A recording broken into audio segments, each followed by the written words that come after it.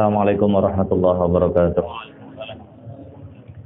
Bismillahirrahmanirrahim. Limardatillahi subhanahu wa ta'ala wa hidayatihi wa inayatihi wa taufiqihi wa ila hadratin nabiyil mustafa Muhammad wa ala alihi wa sahbihi ajma'in wa li jami'il muslimina wal muslimat wal mu'minina wal mu'minat al ahya'i minhum wal amwat wa li jami'i masyayikhina wa khususan li muallifi hadzal kitab الفاتحة.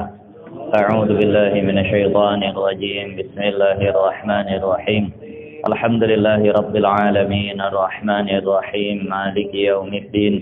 إياك نعبد وإياك نستعين. اهدنا الصراط المستقيم صراط الذين أنعمت عليهم غير المغضوب عليهم ولا الضالين آمين. Alhamdulillahi Rabbil Alamin. Wassalatu wassalamu ala ashrafil anbiya'i wal mursalin Sayyidina wa maulana Muhammadin wa ala alihi wa sahbihi ajma'in. Amma ba'du, Rabbi yassir wa la tu'assir, Rabbi tamim bi khair. Qala al-muallif rahimahullahu ta'ala wa nafa'ana Allahu bihi wa bi barakati ulumihi fid dharain amin. Thumma qala Allahumma hidayatan lis-shawab ya Rabbal Alamin. Insyaallah malam hari ini masih kita lanjutkan pembahasan tentang seputar tayamum. Nah, masuk kita kepada dan masuk pada tanah itu, gitu. Iya, angka 6. Bukan dan masuk pada tanah itu, bukan? Iya. Tanah itu. Yang ke-6. Dan ke-6-nya. Syarat tayamum dan ke-6-nya tanah yang suci. Tanah yang suci. Lagi tiada mustakmal yang ada baginya debu. Syarat supaya tayamum itu sah, maka harus menggunakan alat tayamum. Alat tayamum itu apa? Tanah yang suci. Jadi ini diantara min wasailit taharah. Diantara wasilah taharah. Wasilah itu artinya alat. Alat bersuci itu ada 4. Dalam mazhab Syafi'i, alat bersuci itu cuma 4 saja. Pertama, air. Kedua, tanah untuk tayamum. Ketiga, batu atau yang semisal batu untuk istinja. Yang keempat, alat menyamak. Mau apapun lah itu. Jadi dalam mazhab Syafi'i 4 ini saja alat bersuci. Lain ini tak bisa mensucikan. Nah, kalau mazhab Hanafi nanti ada. Nah, cahaya matahari ataupun panas. Karena dalam mazhab Hanafi, misal ada sesuatu basah kena najis, terpapar matahari kering suci dia. Kalau mazhab kita tidak. Nah, agak enak ikut mazhab Hanafi ini. Kasur, kain kena kencing anak, jemur suci sudah dalam mazhab Hanafi. Kalau kita mau sampai kering kayak kerupuk pun tak bisa suci. Kenapa? Karena panas ataupun kering yang seperti itu bukan wasilah taharah, bukan alat bersuci. Nah, jadi di sini harus menggunakan wasilahnya, yakni tanah tadi itu.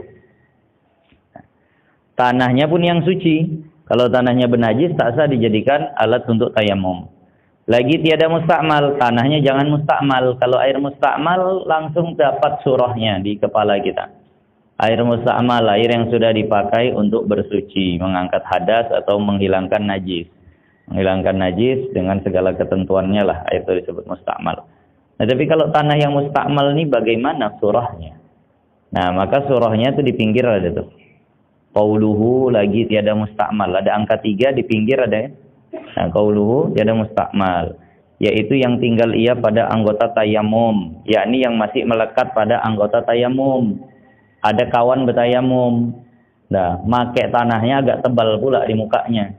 Kita mau tayamum, sinilah mukamu itu bertanah. Tepuknya muka kawan yang bertanah tadi itu. Itulah diusapkannya ke badannya. Ini tak sah. Kenapa? Karena debu yang nempel di muka kawan bekas tayamum tadi itu, tanah yang ada di situ itu tanah mustakmal. Sudah dipakai dia untuk tayamum dia. Nah, itu maksudnya. Nah, anggota tayamum atau gugur ia daripada anggota, kemudian daripada tersentuh ia dengan dia.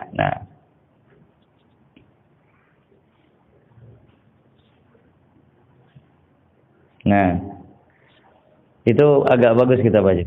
Soal, ada pertanyaan. Jika ditanya orang, Kan begitu. Itu pengertian mustakmal tadi itu kita tahulah. Orang bertayamum, tanahnya bersisa di muka, kita pakai itu tak sah. Kenapa? Karena tanah yang di muka dia itu mustakmal. Lalu kalau ditanya orang begini. Jika ditanya orang bahwasannya tanah tayamum itu di situ ada catatan kakinya juga. Oh, ada gimana? Nah, jika ditanya orang bahwasannya tanah tayamum itu tiada mengangkatkan hadas, maka tiada ia jadi mustakmal, bersalahan air yang terpakai pada wudu. Kita kalau bilang air mustakmal itu adalah air yang sudah dipakai untuk mengangkat hadas. Kalau air itu tidak terpakai untuk mengangkat hadas, maka tidak mustakmal. Pertanyaannya, tayamum ini mengangkatkan hadas atau tidak? Tidak.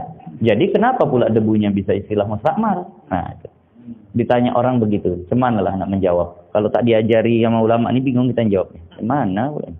Nah, jawab. Nah, beliau yang ngajarin nanyanya, beliau yang ngajarin jawabnya. Nah, kita nanya begitu saja tak kepikir tadi. Apalagi menjawabnya. Pertanyaan nanya saja tak pandai apalagi jawab. Nah, itulah kita. Maka di sini dikasih sama beliau. Bahwasannya sebab yang hasil istimal itu bukan dia khusus mengangkatkan hadas jua. Hanya sebabnya itu hilang tegah daripada umpama sembahyang. Dengan dalil bahwasannya air wudhu orang yang senantiasa hadas itu mustakmal iya. Nah, ini mulakhas min sabil. Ini ringkasan dari kitab Sabilal Muhtadin. Nah, jadi itu tadi.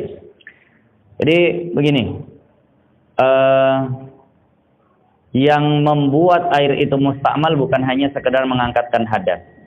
Jadi di sini juga ada khilaf antara ulama. Sebenarnya yang membuat air itu mustakmal mengangkatkan hadasnya atau ibadahnya, gitu. Jadi begini maksudnya. Ada orang kafir atau ada orang gila, perempuan gila. Nah, perempuan gila. Suaminya ada hajat sama si perempuan. Suaminya ada hajat sama si perempuan tuh. Perempuan ini baru berhenti darah haidnya. Lalu supaya bisa halal dia untuk suaminya, dimandikanlah sama suaminya. Namanya orang gila kan? Tak pandai niat atau bagaimana. Sebenarnya terangkat tidak hadas dari si perempuan itu kan begitu. Namanya dimandikan. Itu juga seperti yang itu. Intinya dengan sebab dimandikan itu hilang tegah untuk jima kan gitu. Jadi boleh dijima. Airnya mustakmal enggak jadi? Mustakmal. Maka begitulah tayamum ini.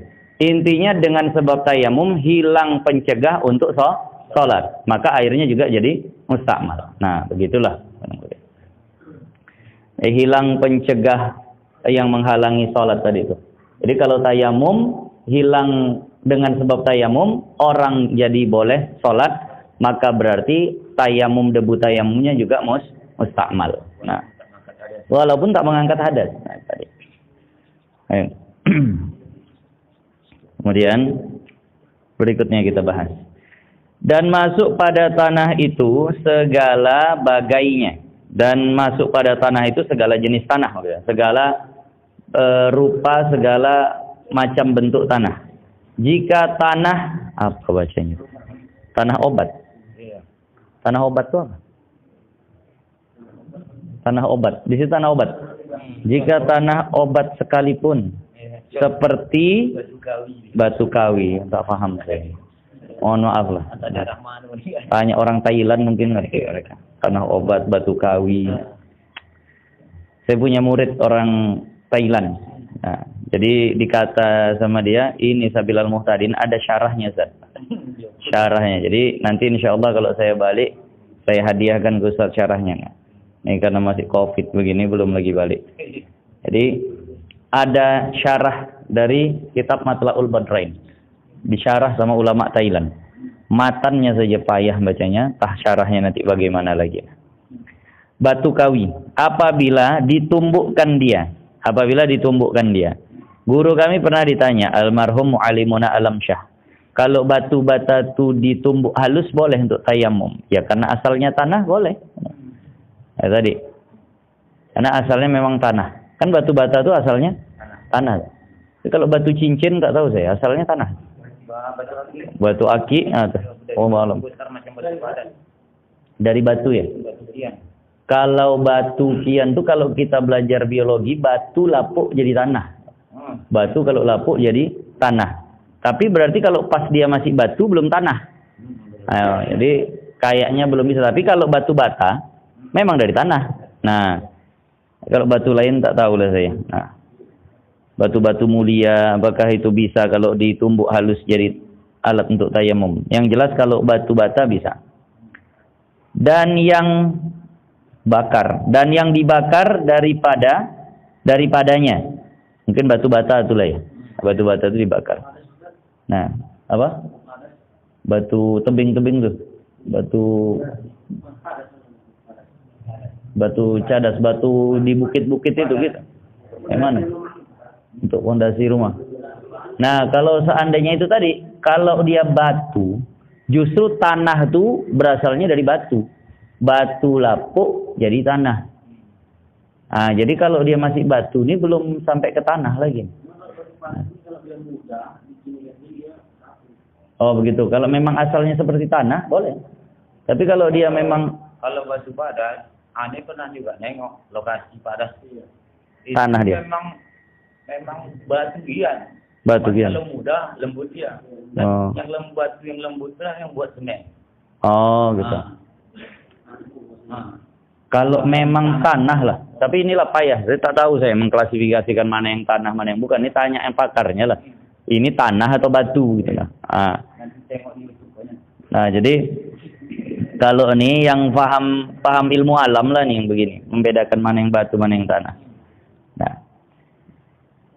Nah, yang dibakar padanya selama tiada jadi abu, selama tidak jadi abu. Kalau jadi abu tak bisa lagi, udah beralih karena nama dari tanah menjadi abu.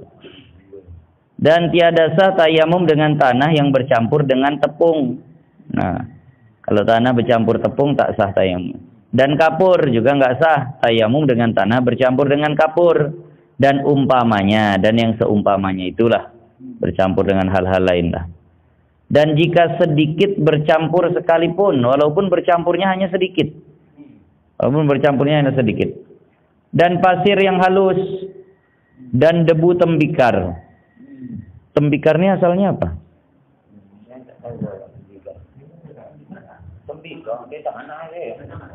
Dari tanah. Tapi kalau seharusnya kalau dia dari tanah, kalau ditumbukkan macam tadi boleh.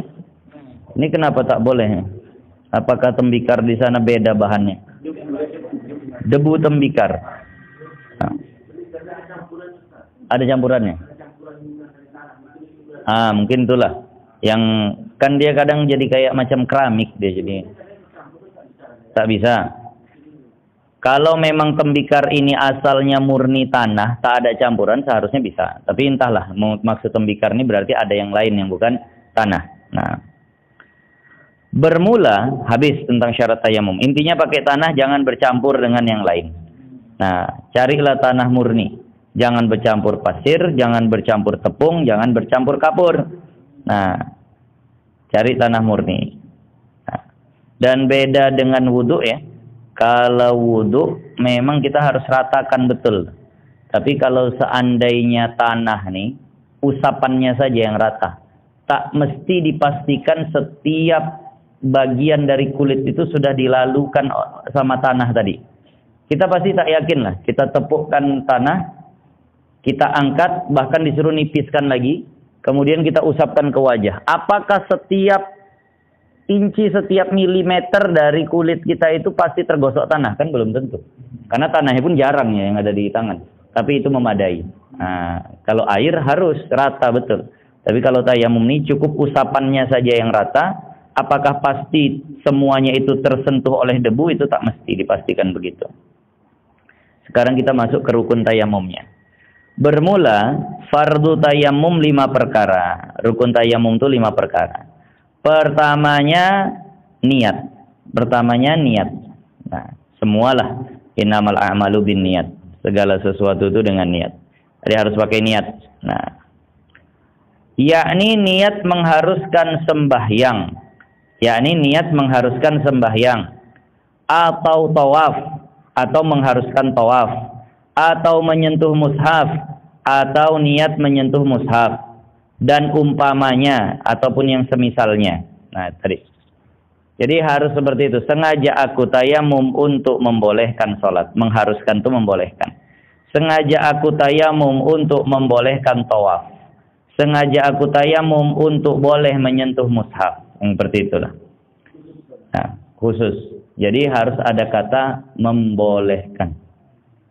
Nah, situ kuncinya. Membolehkan apa? Membolehkan yang butuh kepada bersuci. Nah, seperti di niatnya, ini lafaz niatnya, nawaitu tayammuma listibahati fardhis salati. Artinya, sengaja aku tayamum karena mengharuskan, karena membolehkan fardu sembahyang. Maka tidak sah tayamum kalau ada tanpa kata membolehkan apa gitu. Sengaja aku tayamum karena Allah Ta'ala, tak sah. Kalau sekedar begitu saja maka tidak sah. Sengaja aku tayamum karena Allah Ta'ala, tak sah. Untuk manapun tak sah. Mau yang untuk tingkat paling rendah menyentuh mushaf misal, tak sah. Nah, harus disebutkan maksudnya. Nanti kan di situ jadi faedah tingkatannya. Kalau disebut tingkat atas masuk tingkat 2 dan tingkat 3. Kalau disebut tingkat 2 masuk tingkat 3. Disebut tingkat 3, 3 saja. Nah, jadi nggak sah kalau seandainya nggak disebut untuk apa. Kalau dia niat kayak, kalau ke wudhu kan sah. Sengaja aku wudhu, beres. Sengaja aku mandi wajib, boleh. Tapi kalau tayamum harus disebut. Ini untuk membolehkan apa nih. Nah, jadi kalau dia sengaja aku tayamum karena Allah Ta'ala maka tak sah. Nah, atau, nah boleh juga niat lainnya, nawaitu tayammuma listibahatis shalah. Tak pakai fardu. Yang pertama pakai fardu, yang kedua ini tak pakai fardu. Nah, sengaja aku tayamum karena mengharuskan sembahyang. Sengaja aku tayamum untuk membolehkan sembahyang, bukan fardu sembahyang. Nah, perhatikan, maka pada niat yang pertama sembahyang dengan dia fardu dan beberapa sunnah. Nah, jadi kalau dia niat pakai yang pertama, sengaja aku tayamum untuk membolehkan fardu sholat, atau sengaja aku tayamum untuk membolehkan sholat fardu, maka dengan tayamumnya itu dia boleh sekali sholat fardu dan boleh sebanyak-banyaknya sholat sunnah. Nah, itu tadi. Kalau sholat sunnah, bebas mau berapa kali. Tapi kalau sholat fardu, tayamum itu cuma boleh 1 kali. Untung saja begitu.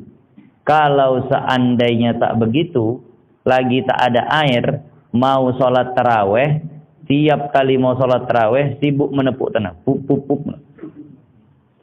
Nah, tadi begitu disebut, kalau di sana, fadlan minallah wa ni'mah, orang pup, pup, pup, tepuk semua tanah. Kenapa? Harus tayamum untuk tiap sholat. Nah, untungnya sholat sunnah itu boleh beberapa kali. Jadi misal ada orang tayamum nak sholat isya. Habis tayamum silahkan qobliyah isya. Habis itu sholat fardu isya. Habis itu sholat ba'diyah isya. Boleh. Tapi kalau semuanya dinazarkan, tak bisa. Aku nazar sholat qobliyah isya misal. Dan aku nazar juga sholat ba'diyah isya.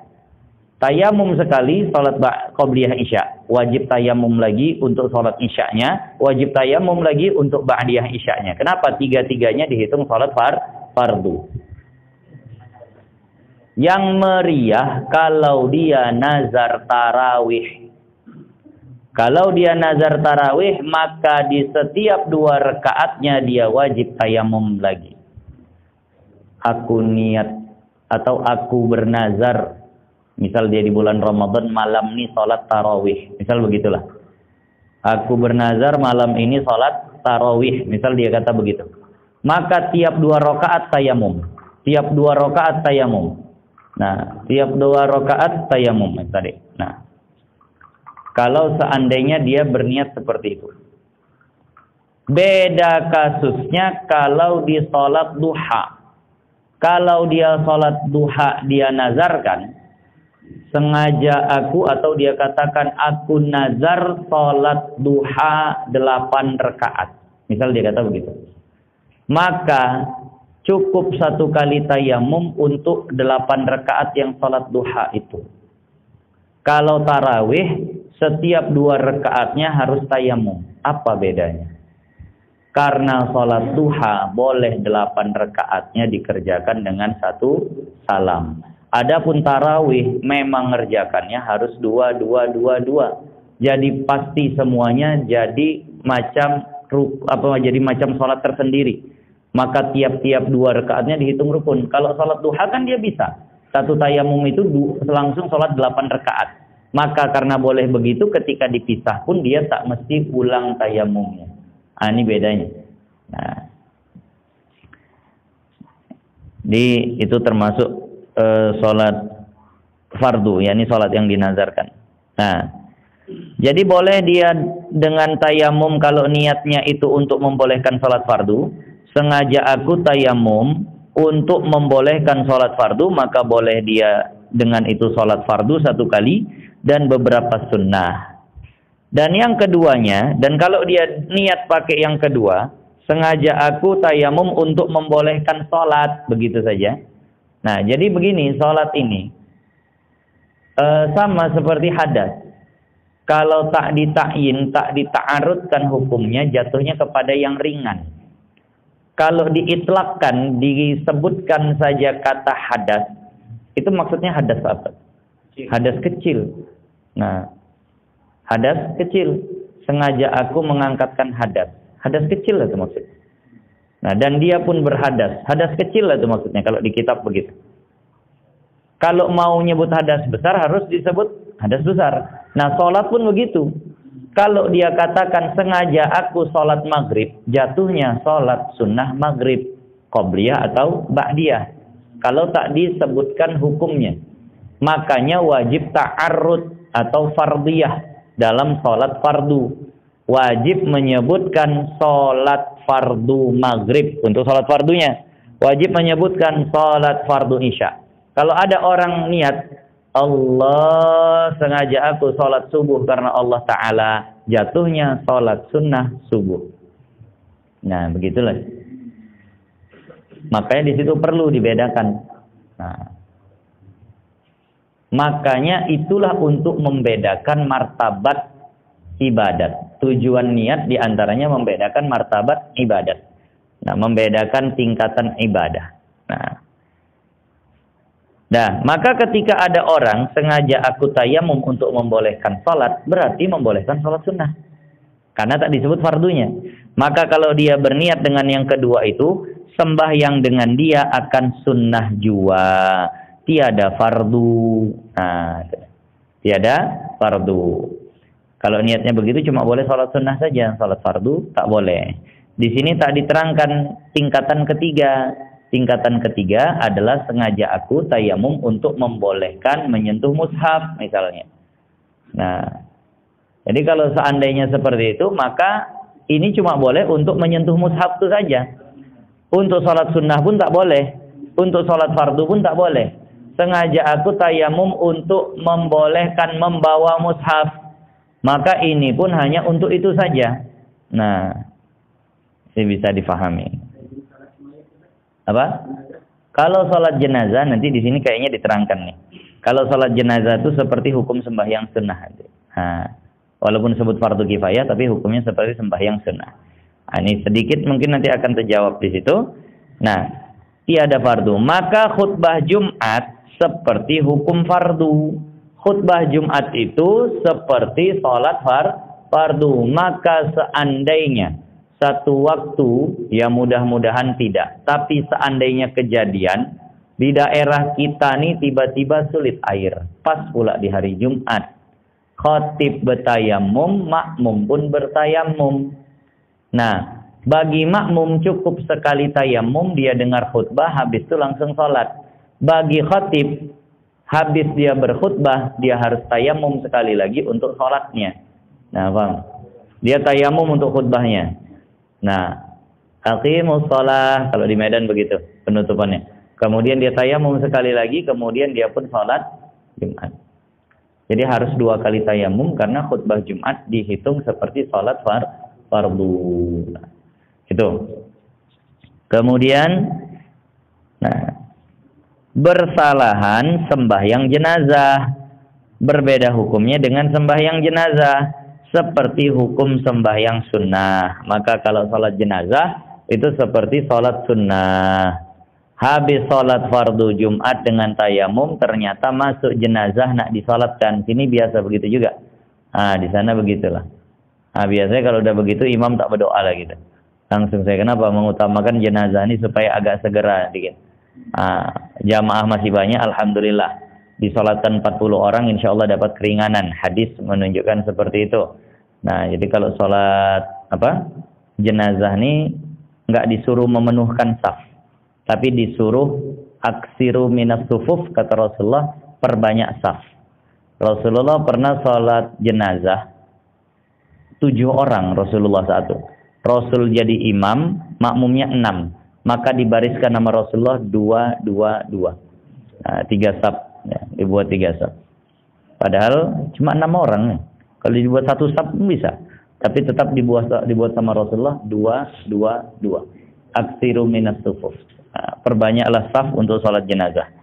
Nah, jadi saat itu langsung jenazah masuk. Sementara kita tadi sholat pakai tayamum, sholat zuhurnya. Bolehkah langsung ikut sholat jenazahnya? Boleh. Kenapa? Karena hukumnya sama seperti sholat sunnah. Nah,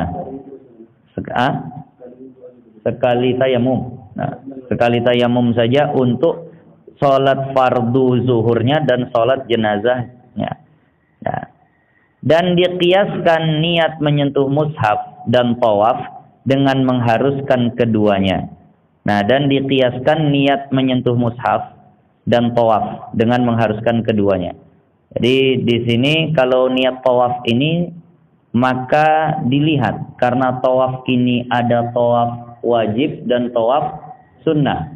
Maka kalau niatnya untuk tawaf wajib, kedudukannya sama seperti sholat wajib. Kalau dia niatnya niat tawaf sunnah, maka kedudukannya seperti sholat sunnah. Nah, baik. Kemudian kita lanjutkan. Dan keduanya, rukun yang kedua. Yang pertama niat, dah pandai lah. Nah, cara berniatnya udah pandai tadi kalau untuk sholat fardu. Tapi bagusnya udah niatnya sholat fardu saja, biar kena semua. Sengaja aku tayamum untuk membolehkan sholat fardu. Nah, nggak usah disebut sholat saja. Supaya bisa masuk semuanya. Nah, tadi. Dan keduanya, dan yang kedua, rukun tayamum yang kedua, memindahkan tanah kepada anggota. Harus dipindahkan tanah daripada anggota. Nah, entah dari misal lantai, pindahkan ke wajah. Jangan wajah tuh datang ke lantai, gosok-gosokkannya ke lantai. Kalau itu tak pindah. Tengok dinding berdebu, wah cocok nih, langsung diusapkannya wajah tuh ke tembok tadi. Sengaja aku tayang, tak boleh. Harus ada naqlut turab, dipindah, ambil, pindahkan ke wajah. Jadi harus memindahkan. Nah, memindahkan tanah kepada anggota. Dan jika ditahankan tangannya akan debu yang dibawa oleh angin dan disapukan mukanya, memadai ia. Pas mau tayamum, pas pula dia berdiri di belakang truk yang lagi jalan. Wow, berterbangan debunya. Kalau seandainya dia langsung merasa, udahlah muka aku udah berdebu ya ini, sahlah udah tayamum. Tak boleh. Kenapa? Karena tidak ada kesan memindahkan. Tapi ketika mobil truk tadi itu lewat, ditahankan tangannya di debu yang berterbangan tadi itu, dia ambil begitu, dan memang nampak debunya di situ. Kemudian dia usapkan ke wajah. Nah, ini boleh kalau begitu. Tapi kalau dia langsung berdiri saja di situ, habis muka, habis itu tangannya digini-ginikannya, itu tak sah. Nah, harus ada naqlut turab. Harus ada memindahkan dia. Nah, jadi seperti tadi, harus ada memindahkan. Nah. Dan wajib disertakan niat tayamum yang tersebut pada permulaan memindahkan tanah. Dan dikekalkan niatnya hingga menyapu satu suku daripada mukanya. Jadi cara yang paling afdol, cara yang paling bagus, dan ini kalau tak begini sebagian ulama katakan tak sah. Harus besertaan niat tayamum tadi itu dan terus musahabah, terus terjaga niat tadi sampai kena sebagian wajah. Tepuk nih tanah, begitu diangkat, sengaja aku tayamum untuk membolehkan sholat. Nah, begitulah. Berkekalan terus. Jadi jangan begini. Angkat, sengaja aku tayamum untuk membolehkan sholat.